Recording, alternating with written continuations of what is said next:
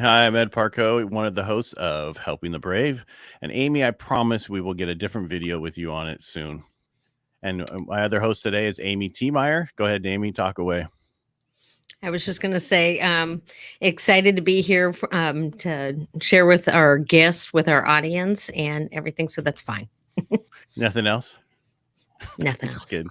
All right. So today we have the pleasure of Captain Charlie Plumb. I got to know him through Steve Sims referred him to me, but little did he know I was stalking him for the last couple of months on LinkedIn and Facebook, trying to get him to be on our podcast. And look at that. Steve actually came through for us and got him on our podcast. How you doing, Captain Plumb? Doing great, Ed. Amy, nice to be with you.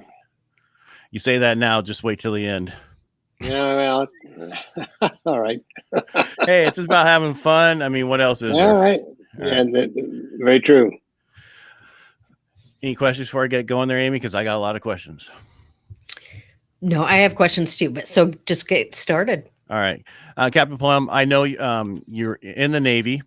I know your story a little bit about how you became, but why did you pick the Navy? That's all the questions we always usually start with, is because, just so you know, this is about people transitioning through out of the military, also into the military and through life, and what changes we can and how we can help them. So why did you pick the Navy?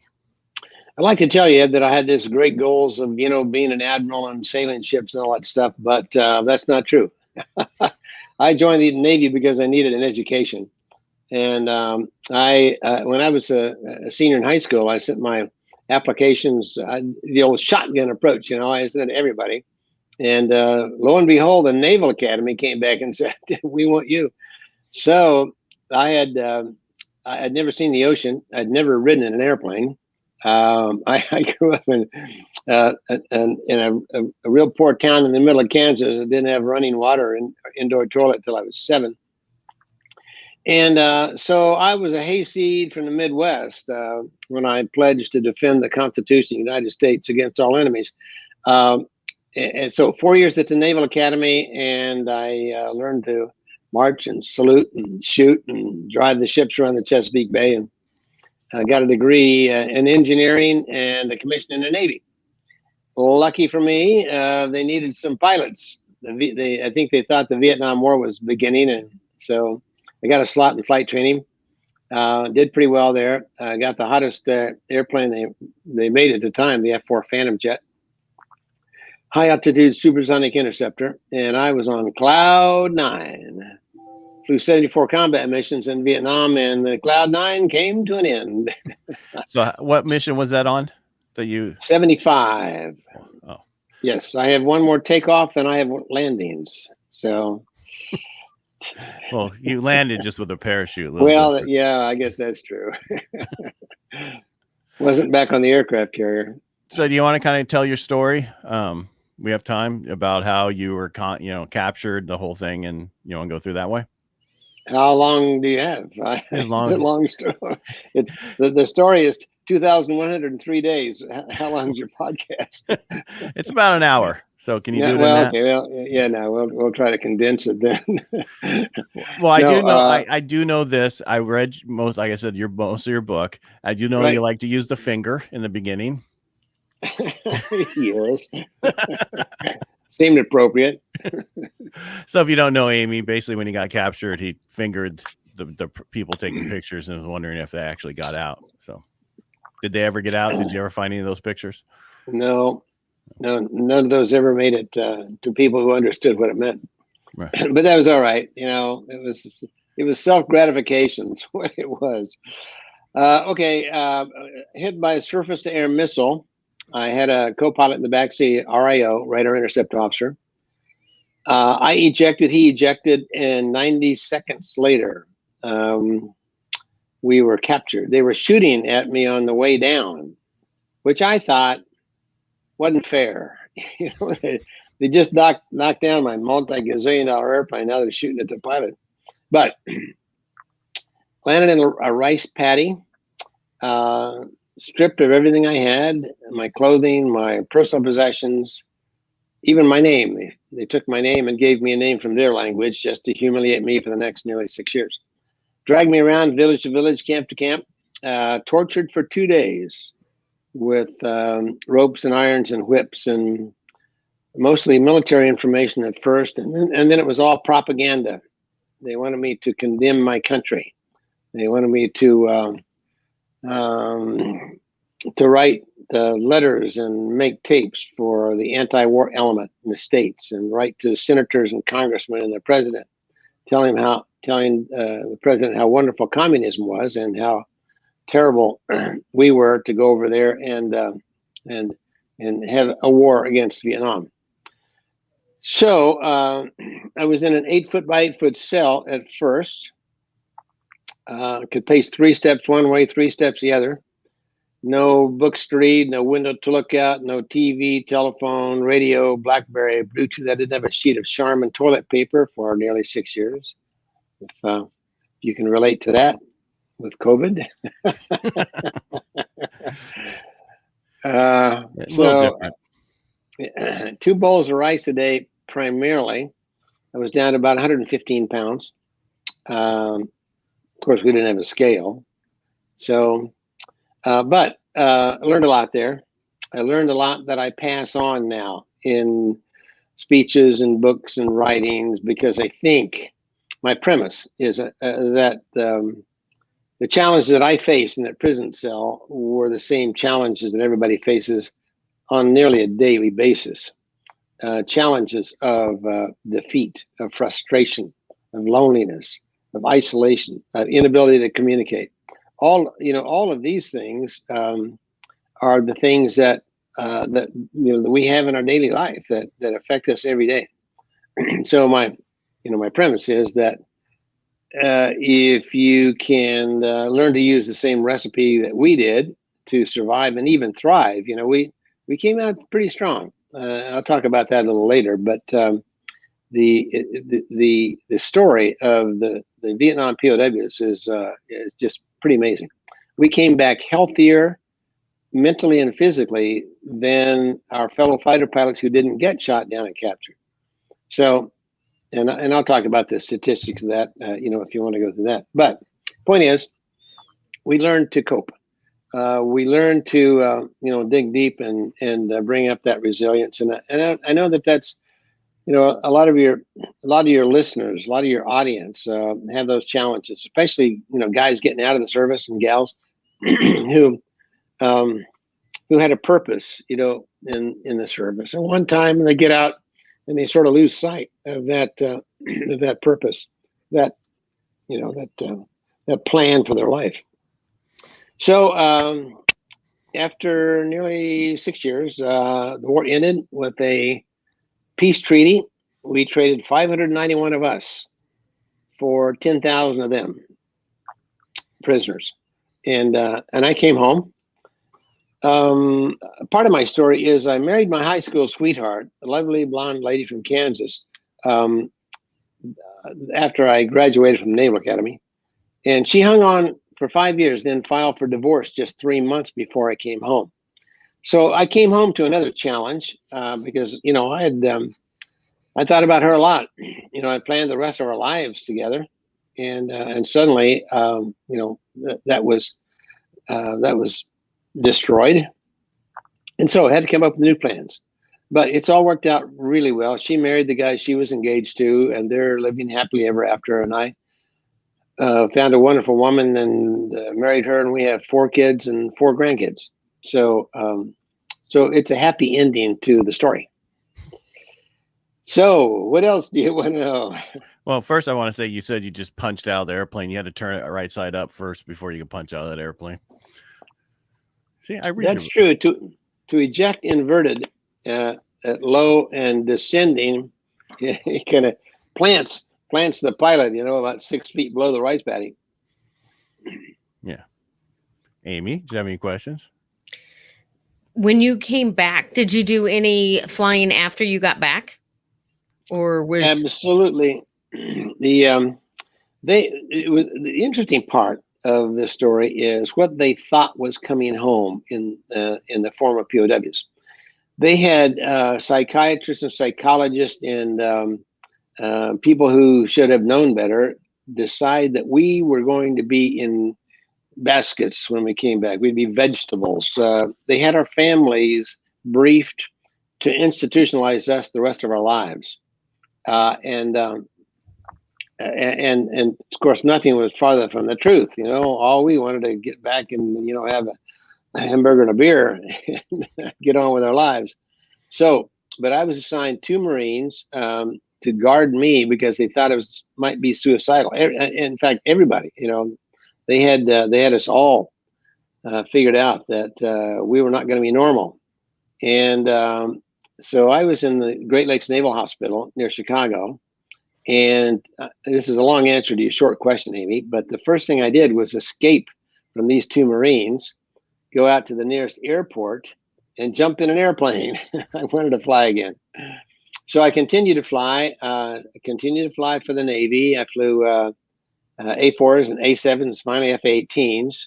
And of course, I'm retired from the Navy now and I have 2 airplanes. I have an antique airplane from World War II and an experimental airplane with, you know, bubble canopy, stick and throttle, fully aerobatic, closest thing I can afford, you know, to a jet fighter. And so yeah, the flying gets in your blood, and it's certainly in mine. And I was flying yesterday, as a matter of fact. So I continue to fly. So do you think they should get rid of the age to retire as pilots on air? I don't know. I know that at 78, I'm not as sharp as I was at 24. I'm wiser. I think I'm smarter, and I don't take the risks that I did, you know, when I was a youngster. But you know, I suppose it depends a little bit on what kind of mission you're on and what kind of flying you're doing, because as a fighter pilot, you sure need those motor skills of a young person. And so you know, I mean, the Air Force is a lot better than the Navy is about that, because, you know, once you make commander in the Navy, unless you're really lucky, you're done flying. And most Navy pilots, you know, that's our life. Yep. And so a lot of the people came back. So a lot of people don't know about, I mean, the younger generation right now don't really know much about Vietnam War. You know, they've heard of it, they see it, because, you know, a lot of those people are passing away. But it was the one time I think we were the worst we could have been to our people. We should have done a lot more for them. And every time I see a Vietnam vet, I want to walk over and thank him for the service. I want to thank you for your service during that period of time. My stepdad was in during that time. My dad was in during that time. My uncle was in during that time. My dad died of hairy cell leukemia when I was 12. So there's a lot of stuff that, from Agent Orange. Yeah. So. Yep. Well, it was a very difficult time, and you know, we think we're a divided nation now. Well, back then, there was just an awful lot going on, and a lot of it had to do with the war and the anti-war element that you know, that they were burning. They were burning down shops, and they were rioting and killing people, just kind of like today. And the veterans who came back, you know, like your dad and your uncles and all of our relatives and friends, came back and couldn't wear their uniform in city streets, or they'd be spit on. Now, and we were really surprised when we came back to find this, because number one, you know, I was shot down in 1967, and that was before, you know, all of the anti-war riots, and so we were, you know, all I knew was that the country was pretty patriotic and wanted, you know, one of the best. When I came home, I found that so many of the veterans had been disenfranchised and called baby killers and all of this. Well, in fact, one of the first things that the POWs did was we started to visit veterans hospitals. It was an organization called No Greater Love, and we visited these vets because we didn't come back to that society, because we were sort of the evidence of the end of the war, and the war went on so long, and it was so frustrating for people, and it was just, you know, so annoying that when we finally signed a peace treaty over there, they celebrated it, and they celebrated us primarily with the POWs, because that was about the only thing that Nixon could take pride in was, hey, I brought the POWs home, and so he did. So we had ticker tape parades. Ford Motor Company gave me a car. They gave us tickets to all the baseball games. Lazy Boy sent me a recliner. Cora sent me a case of beer. And we felt a little bit guilty because, first of all, we didn't feel like heroes. I mean, we were the ones that surrendered. We gave in, and we didn't accomplish our mission. And a lot of these guys who had seen some pretty major combat came back and were the heroes, and were not treated as such. So it was really disappointing. And as you say, it was a real low point, I think, in our culture, because a lot of those guys, and I do the same thing that you do. Whenever I see another Vietnam vet, I thank them for their service, because a lot of those guys had it worse than I did. Yeah, I mean, I don't care how far away they are. I'll walk as far as I can. If I see that hat, because it's mainly Vietnam vets that you see that wear the hats from that they're a vet. Not everybody else wears it all the time. So that's a very good point. I hadn't really even thought about that, but you don't see many Iraqi freedom hats or Korean War hats. You see some World War II guys. They're really old guys will wear hats, but Vietnam, and maybe that's it. Maybe because the average guy from Vietnam was never really thanked, and but I do what I can to thank them today. Yeah, I still think, I mean, ever since 9/11, it's looked at differently. Because when I got out in the 90s, it was not the same, right? But after 9/11, it's totally different. Everybody's for our vets, and we're doing more for them and everything, which we should have done all the way back. I mean, World War I and II, we were really much better for our vets than we are now. I mean, as Vietnam period of time. So right. I just think we need to do better as a nation. And you're right. We're 68, 70 is exactly where we are right now with the, how we're, and it's all politics. I mean, that's what caused it back then. That's what's caused it now. It's all politics. We just all need to understand we all like each other. It's nothing, and that propaganda that they were trying to get you to do is exactly what happened over here. And people took that information, and it's not everybody. It's a certain percentage on both sides that really ruined it for everybody. So agree. Yeah, agree. It's the politics of division. And they do it pretty well. Yep. I was going to say, was at my parents' house the other night, and somebody goes, "Oh, your grandson's not going to know the Pledge of Allegiance." I'm like, well, yes, he is. And they're like, well, they're not teaching it in school. I said, that doesn't mean I can't teach him.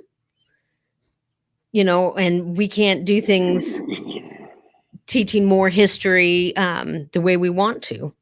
It just, just because it's not in an institution doesn't mean we can't do it ourselves. Yeah, it really disturbs me, that young people are not taught to say the pledge or to respect the founders of our nation.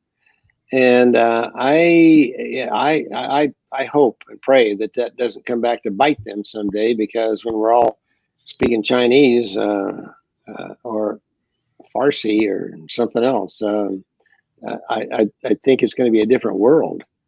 Of course, on the other hand, my World War II era dad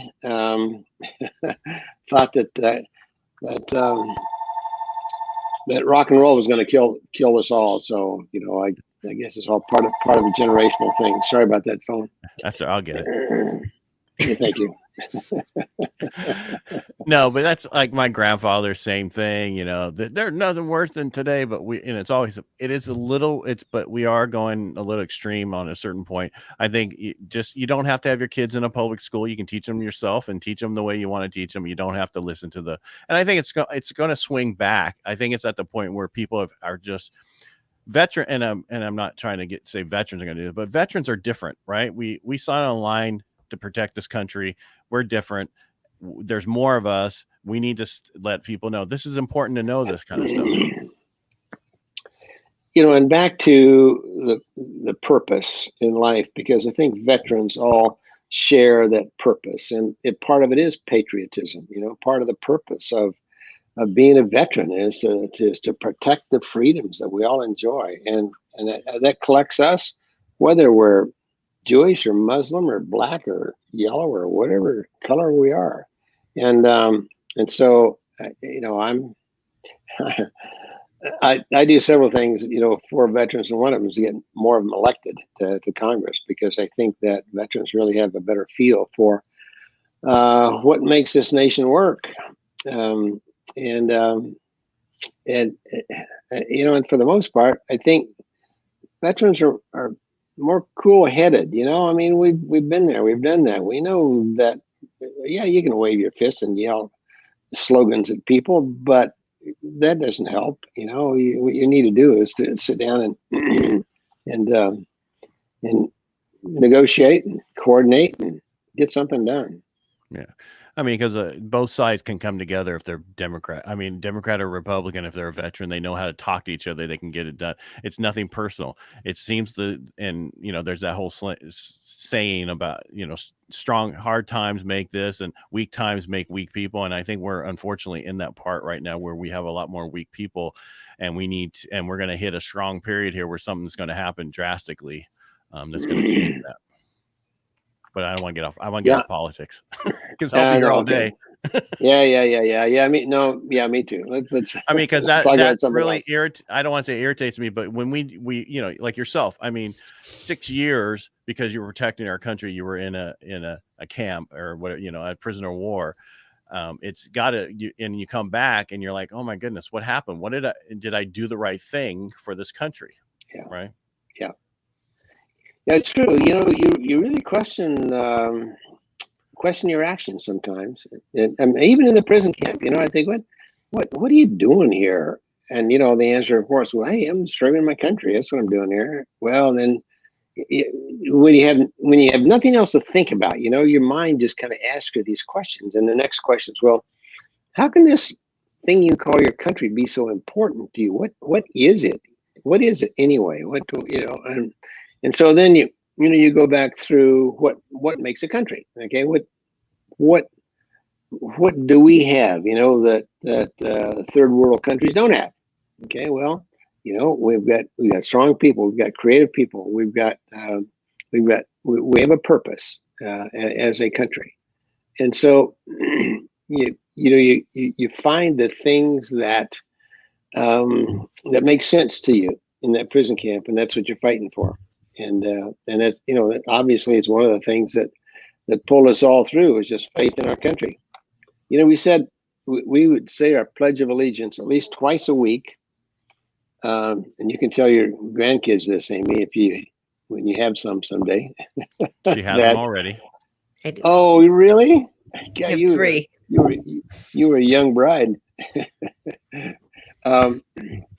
That sometimes twice a week we'd have a church service in the prison cell, and sometimes you were in solitary confinement. Okay, so you tapped on the wall or tugged on a wire or however we could communicate with each other in this secret code, and we'd have a church service, but we'd always start the service with the Pledge of Allegiance, and we wouldn't have a real flag most of the time. In fact, sometimes we just kind of pictured an old rat's nest up on a ledge would be the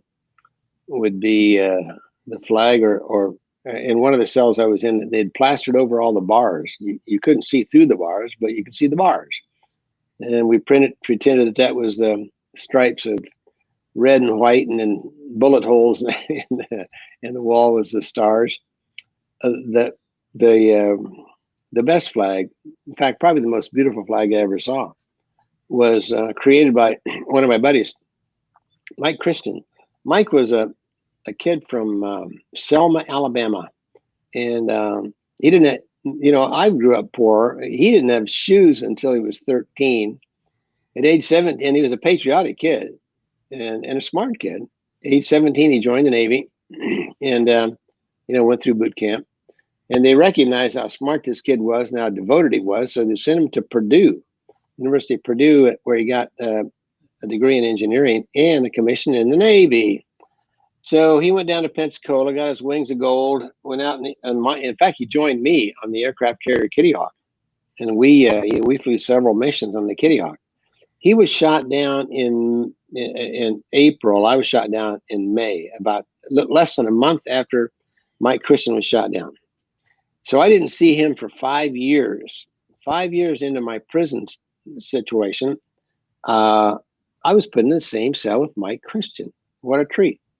Found out that for many, many months, he had been sewing.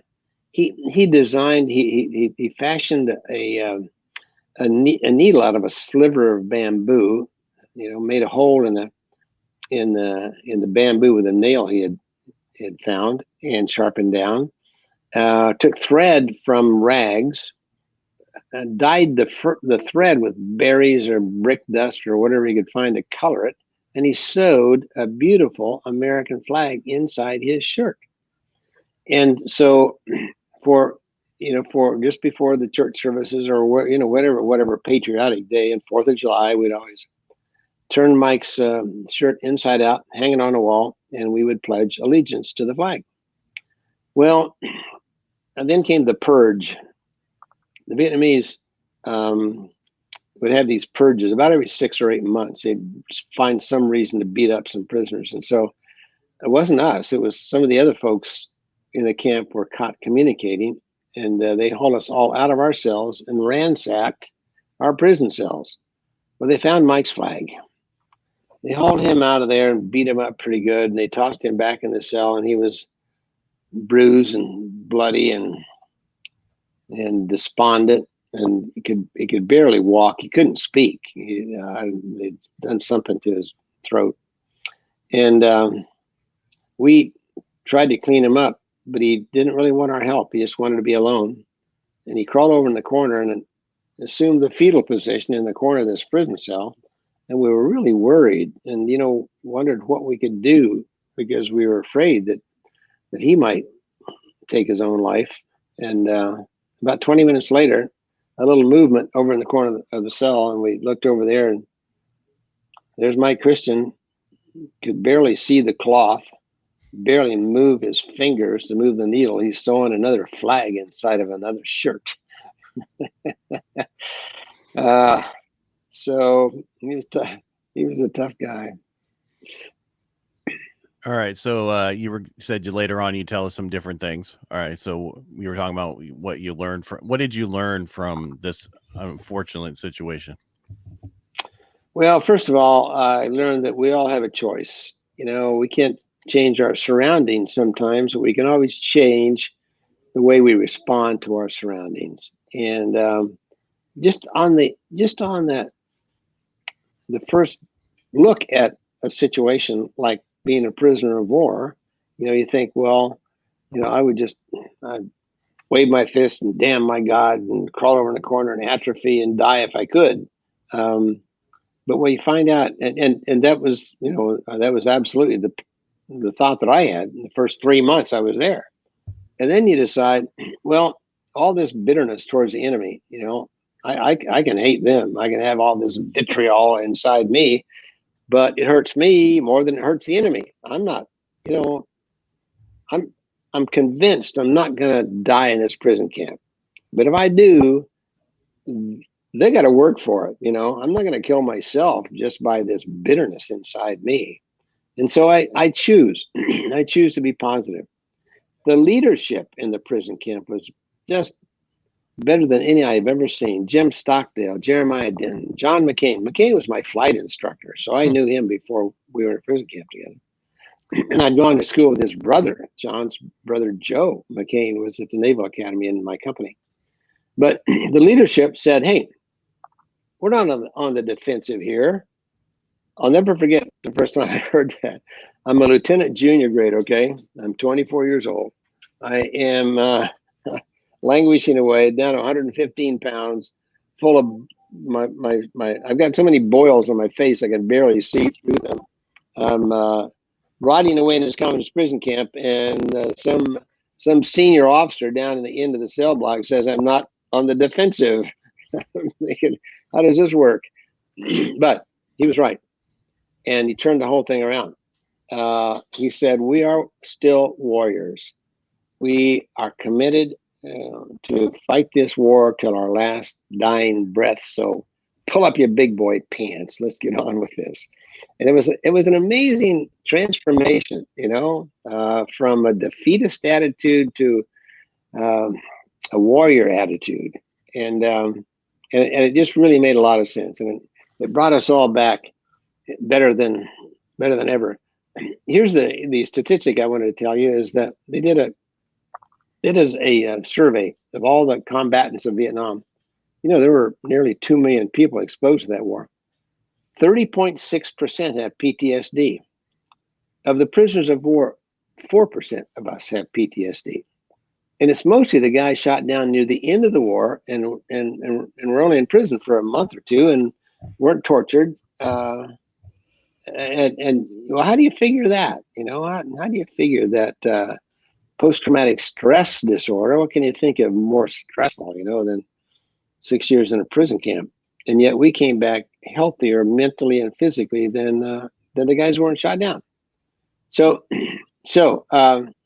Another long answer to your short question is that what I learned is that we have a choice, and you have a choice, and veterans have a choice. You take off that uniform, and you don't know your purpose in life. Find one. Pull up your big boy pants. Find a purpose. It doesn't have to be, writing the next novel.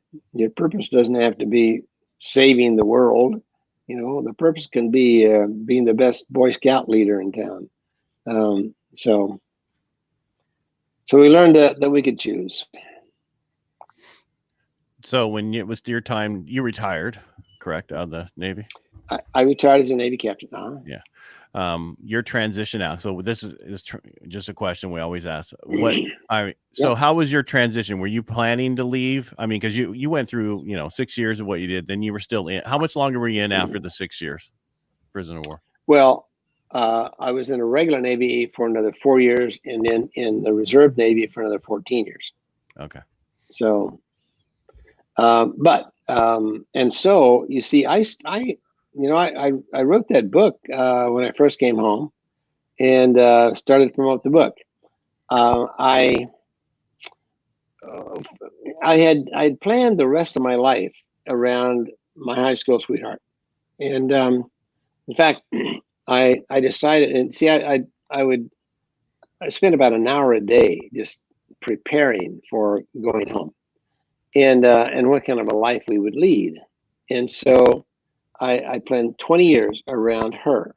Every duty station we'd have, the kids we would have, the places we'd live, the cars we would drive. I mean, again, when you have nothing else to think about, you go into each one of these things in great detail. When I got finished with that, I still wasn't home. So I said, well, maybe she won't want, me to have such an aggressive career, because the way I planned it out first, I'm going to go have a squadron, maybe have an aircraft carrier, maybe make admiral. But maybe she's not going to want to do that. So I planned a second way. Now, in fighter pilot talk, you got 3 ways to go to the target. And the code word for the first way is saunter. Okay, that's just conserve your fuel, wait for the fight, go to the target. The second way is buster. Okay, that's military power. That means, so, you go semi-fast, and then you've still got some fuel left. The fastest way to the target is called gate, and gate means full afterburner. Okay, in the F4 Phantom, you had 17 minutes of flight in full afterburner, but that was gate. All right, so I planned the rest of the 20 years of our lives. Gate was the first one, going whole hog, and then I planned buster. Okay, that was okay. Maybe we'll go to war college, and maybe I'll teach school for a while, and maybe I'll make a commander. And saunter. Okay, saunter was really easy. I'm going to stay home. We're going to raise kids. I'm going to teach ROTC or something at some college somewhere. And so had all these things planned. Well, of course, when I came home, all those plans went down the drain. So I had to come up with new plans. I could not imagine myself being in the regular Navy and going for this gate, okay, going for admiral without my wife, and so that was a big decision for me to leave the Navy, because that's pretty much all I knew at that time, and had a pretty good career going before I was shot down. So I decided to go into the reserve so I could still fly. I could still, I could have command, and I had 4 different commands in the reserves. And so, I can still put on my uniform and salute and salute the flag, and I can do the things that I've learned to do and that I really love to do. So I wrote the book, and I started speaking, and speaking became my career, my regular career. Of course, I was a reserve on the weekends and active duty, and in the summertime. But my main career was writing and speaking. Now, and that gave me a purpose. This happened in Great Lakes Naval Hospital, and we were on the 12th floor. They had put screen wire and barbs over all of our rooms. They spent tens of, I don't know how much money, putting all these bars on our windows so that we wouldn't jump out. We were on the 12th floor. They had a press conference in the basement of that hospital. I was the first guy back to the Midwest, and everybody wanted to know the story. The story of the POWs was really pretty top secret during the war. Nobody knew what was happening over there. They didn't even know we were being tortured. So everybody wanted to know the story, and I agreed to face this group of photographers and reporters in the basement of the hospital at this press conference. And so I told my story, and got back on the elevator. Just as the elevator doors closed, this young reporter caught up with me, and I'm nose to nose with this young guy in this elevator. We're all crammed in there, and he's got lines of anguish in his brow and tears in his eyes, and he's talking in gated sentences, and he says, "Mr. Plumb, you really got to me in there." He said, "I've had a miserable year. My family is falling apart." He said, my job is terrible. He said, "I even wondered if I wanted to go on living." He said, "You've given me hope." That moment gave me a mission, gave me a purpose, because if my experience could give people hope, then it would be, it would be a disaster. I'd feel guilty about not sharing this experience. So because of that, I wrote the book. And after I wrote the book, I found out more and more people would come up and said, come talk to my Boy Scout troop, come talk to my church, come talk to my corporation. And so I started speaking. And so I found a purpose out of uniform, which I think is what, veterans leaving the service need to do. And it was a very strong purpose for me. It was a mission almost. It was almost a calling for me to spread the word. And so I've made over 5,000 speeches since I came home in every state in 27 foreign countries, spreading the good news about resilience and about choice and about faith. So it worked. It did work. Thank you for that great story. I guess the only question I have is, what has been your favorite thing to fly or aircraft? Well, it's tough to, it's tough to deny that a jet fighter is not fun to fly, and especially when the taxpayers are paying the fuel bill. So thank you, all you taxpayers. However, this little airplane, this experimental airplane that I fly right now is really fun. It's much, much easier. In a jet fighter, you're so constricted. You've got, you're held into the ejection seat it's in 6 places. Okay, your torso harness has your torso and your shoulders. You have straps on your ankles. Okay, you have a survival vest. All right, and of course we were carrying around a 45 or 38 automatic pistol and a bandolier of ammunition. But you got all the other junk in a survival vest. Okay, then you got your oxygen mask, and it's very restrictive, and it's got all your communication and oxygen and all this stuff involved in, and a helmet that goes on your head. So just turning your head in a jet fighter is a little restrictive. So flying is really, really fun. But this little experimental airplane that I have, I go out in my Bermuda shorts and my t-shirt, jump in this thing, and we go up and I do the same kinds of things that I was doing in the jet fighter, just a little slower. So I guess I would tell you that my favorite civilian airplane is the one that I own. It's called a Long Easy. But my favorite airplane to fly, I think, would probably be the one that I was shot down in, the F-4 Phantom. All right. So my question is, what's the most memorable speech that you gave? Oh man, I've had some memorable ones. Let's see. One of the ones was to the Texas Watermelon Growers Association.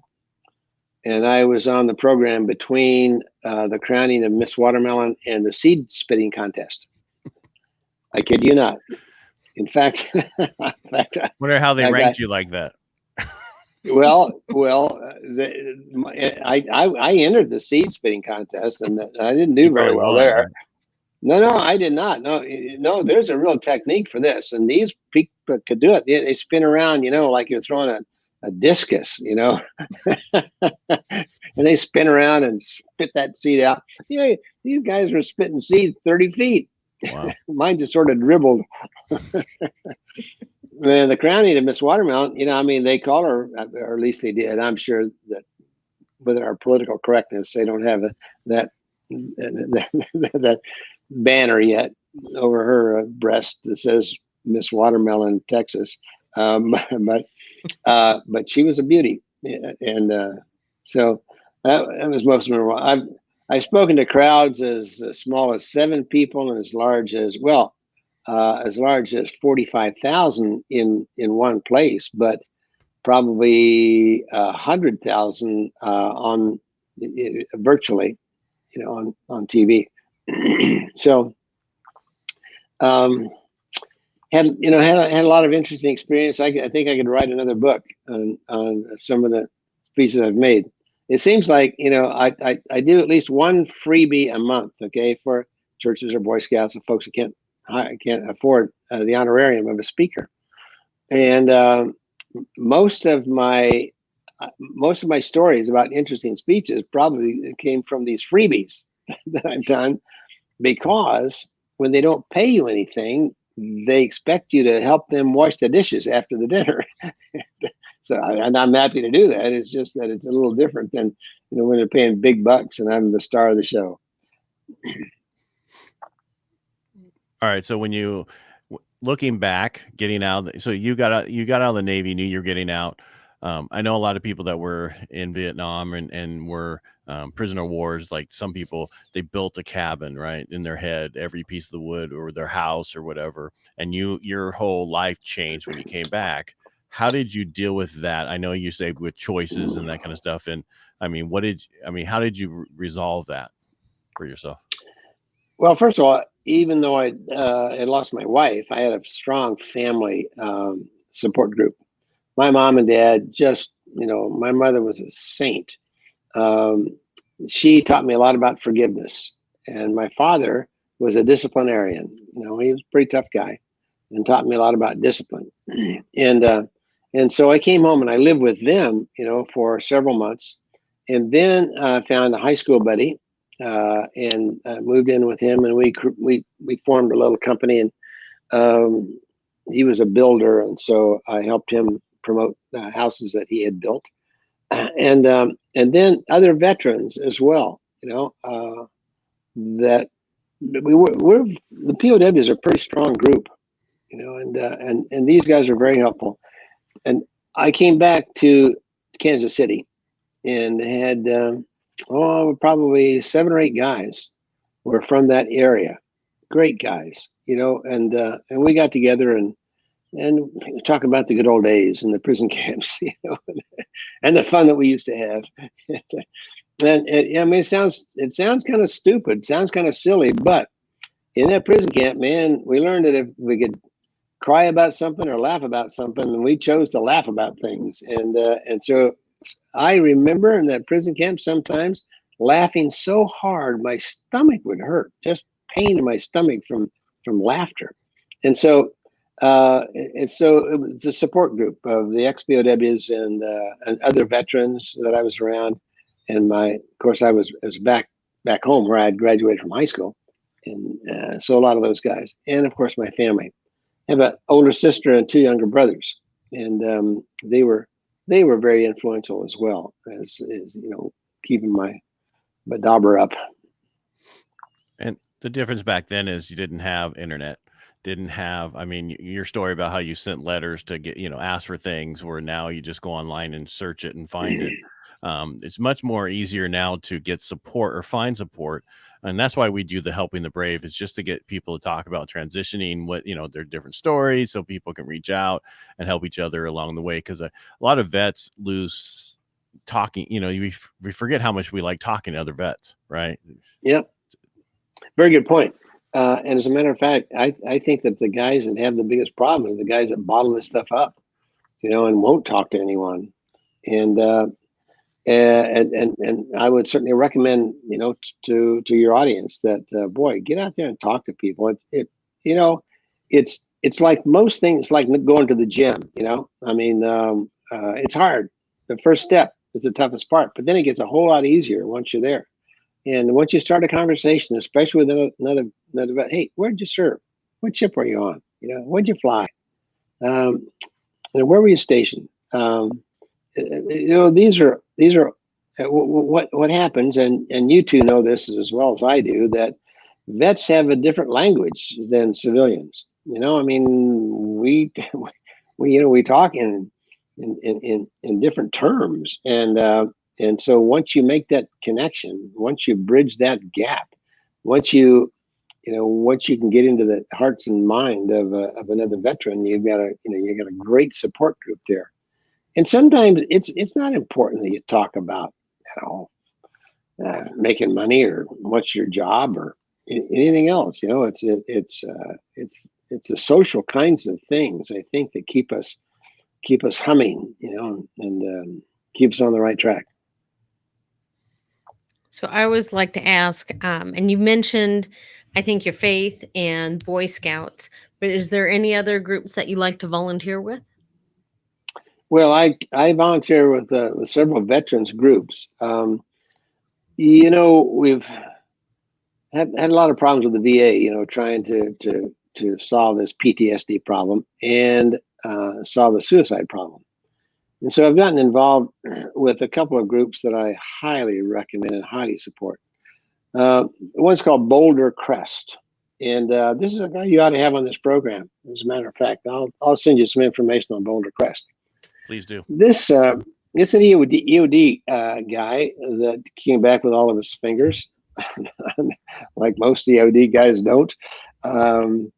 He started a company, made some money, and started this camp. And the first one's in Virginia, but now he's opened up one in Arizona, outside of Tucson.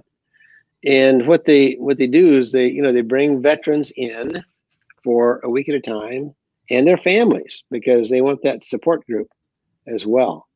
They have the premise that they've come up with is around a couple of psychiatrists that several years ago came up with what they call post-traumatic growth, PTG. And so their whole program is built around the fact that, yes, you can go through trauma, but oh, by the way, you can come out better. Well, of course, I turned out wanted to be one of their poster boys for this. making lemonade out of lemons. And so I've spoken for them and raised money for them and helped them with these programs. and I totally believe in Boulder Crest because the Congress is actually now looking at them and trying to get some of their stuff into the VA, because the VA came to me several years ago. One of the doctors had been to one of my speeches. He came up afterwards and said, I'm a psychiatrist in VA, and we want to solve this problem and suicide and PTSD. And I said, will you help? Oh, I'd be happy to help, man. I'd love to do that, whatever I can. Well, okay, we'll send you, a little information on our program. So they sent me this 12-page questionnaire, and the first one was, "What's your PhD in?" I said, okay. How about hard knocks? Will that work?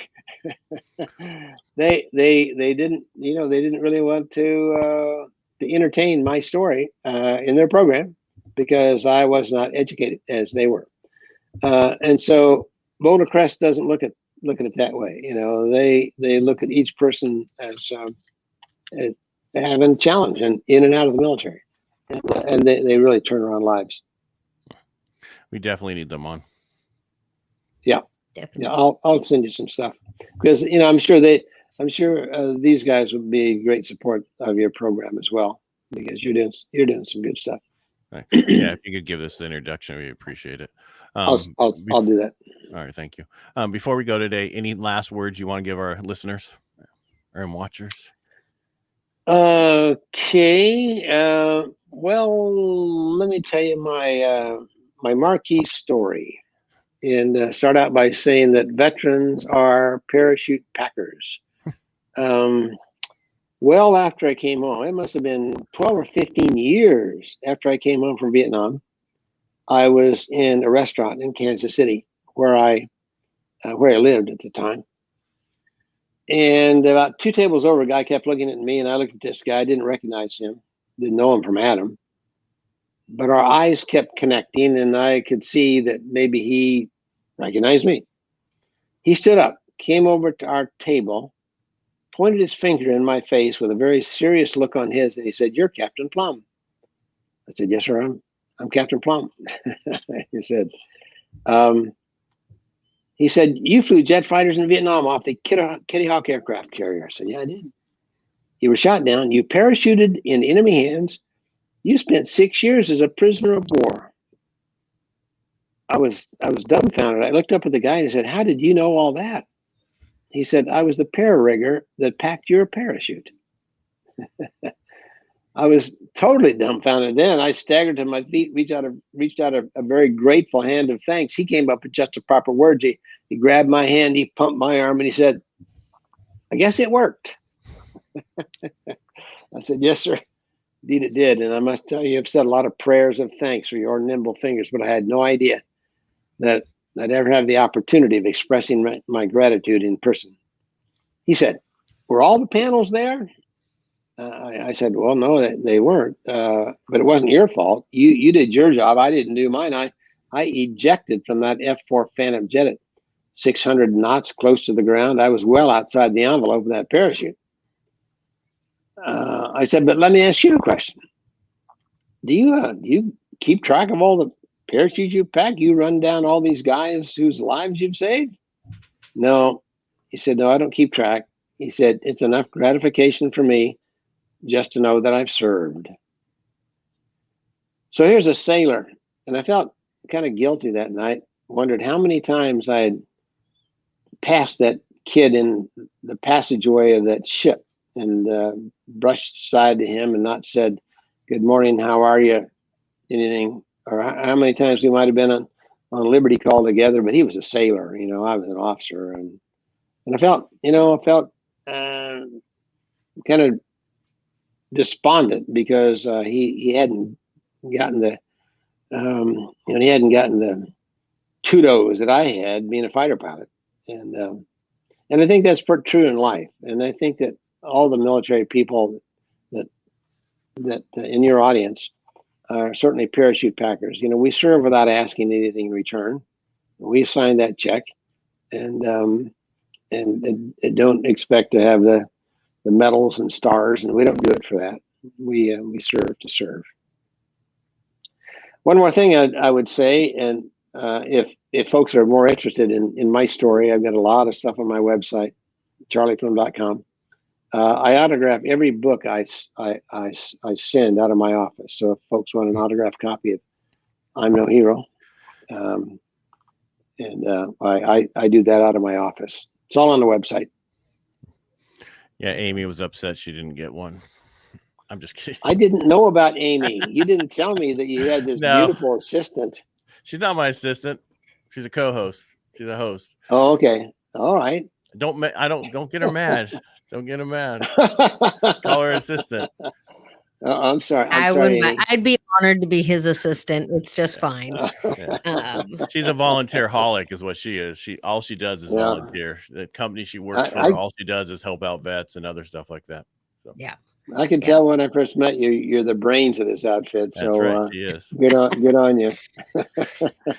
Well, I just really want to say thank you for your service and thank you for coming on. Your stories are wonderful, and I really hope that they feed our audience and make some really great impacts. So thank you for that. Well, thanks for putting this together. You know, I mean, nobody would know my story if it weren't for folks like you that helped me tell it. Well, thank you for coming on today. We're going to go now. Stay right there. Don't go anywhere, Captain. We're going to end the broadcast, but I want to thank everybody for tuning in today who did. And if you're watching this afterwards, don't forget to like, share, and subscribe. And Captain Plumb, thank you so much for coming on today. Amy, thank you for being here. Thanks, Ed. Thanks, Amy. All right. Stay right there. All right. Thank you.